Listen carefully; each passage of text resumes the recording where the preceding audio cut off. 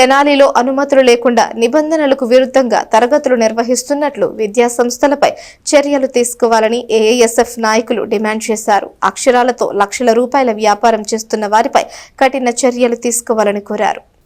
అఖిల భారత విద్యార్థి సమాఖ్య ఏఐఎస్ఎఫ్ తెనాలి నియోజకవర్గం సమితి ఆధ్వర్యంలో పట్టణంలోని కార్పొరేట్ ప్రైవేట్ విద్యా సంస్థలు అనుమతులు లేకుండా తరగతులు నిర్వహించడాన్ని, పాఠ్యపుస్తకాలతో వ్యాపారం చేస్తున్న విద్యా సంస్థల ఎదుట బుధవారం ధర్నా చేపట్టారు. ఏఐఎస్ఎఫ్ గుంటూరు జిల్లా అధ్యక్షుడు గండు శివ, ఏఐఎస్ఎఫ్ రాష్ట్ర కార్యవర్గ సభ్యులు పాసం వెంకటేష్, మద్దినేని కిరణ్ బాబు మాట్లాడారు. విద్యాశాఖ పర్మిషన్ తీసుకోకుండానే ఇంటర్మీడియట్ తరగతులు నిర్వహిస్తున్నారని వారు ఆరోపించారు.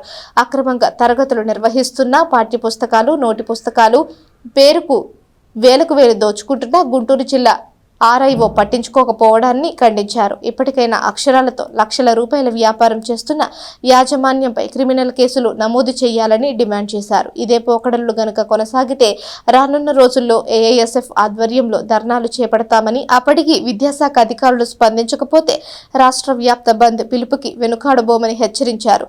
విద్యార్థుల తల్లిదండ్రులు ఆలోచించి అనుమతి లేని విద్యా సంస్థల్లో మీ పిల్లల్ని చేర్పించి వారి భవిష్యత్తుని నాశనం చేయొద్దని సూచించారు. ఈ కార్యక్రమంలో తెనాలి నియోజకవర్గ ఏఐఎస్ఎఫ్ అధ్యక్షులు కోట్లు, ఉపాధ్యక్షుడు మణి, ఏఐఎస్ఎఫ్ నాయకులు పండు, హృషినాయుడు, రవి, దీపక్, యశ్వంత్, సాయి, దీక్షిత్ తదితరులు పాల్గొన్నారు.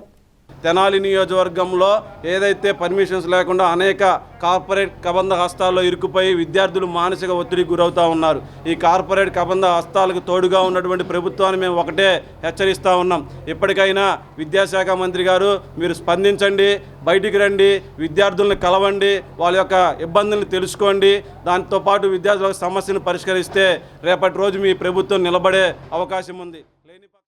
ఏఐఎస్ఎఫ్ అఖిల భారత విద్యార్థి సమైక్య ఏదైతే రాష్ట్ర సమితి పిలుపులో భాగంగా మరి ఈరోజు తెనాలి నియోజకవర్గంలో ఏదైతే అక్రమంగా నడుపుతున్న విద్యా సంస్థలు కానీ, అదేవిధంగా అక్రమంగా పాఠ్యపుస్తకాలు అమ్ముతున్నారో వాటిని అడ్డుకోవడం జరిగింది. మరి ఈరోజు చూస్తూ ఉంటే ఫీజు 18,000 రూపాయలు గవర్నమెంట్ నిర్ణయిస్తే వీళ్ళు ఇక్కడ ఫీజులు మాత్రం 40,000, 50,000, 60,000. వీటికి పేర్లు ఐపీఎల్, ఎన్పిఎల్ అని చెప్పి టెక్నో, ఈ టెక్నో అని చెప్పి అమ్ముకుంటూ ఉన్నారు. ఈరోజు విద్యాశాఖ మంత్రి గారు మీరు ఏం చేస్తూ ఉన్నారని చెప్పి ఏఐఎస్ఎఫ్గా మేము ప్రశ్నిస్తూ ఉన్నాం.